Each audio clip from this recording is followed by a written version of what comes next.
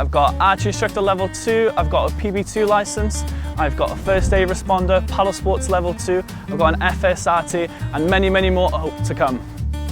Definitely learned a lot, definitely when it comes to planning, when it comes to risk assessments, writing a lot of paperwork and really just understanding what the job entails for the future. Typical day starts with meeting the group, getting to know the group when it comes to medication, anything like that, kitting them up and then taking them out for a good day of fun.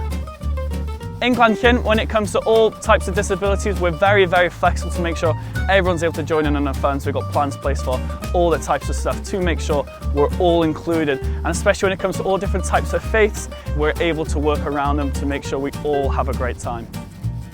Growing up, me and my family spent a lot of time in the outdoors and I just loved it, and I didn't really know how to get into it until I found the courses on the BTEC, really got me into it, and then from then did some work experience in an outdoor centre, and it's the best thing I've done since.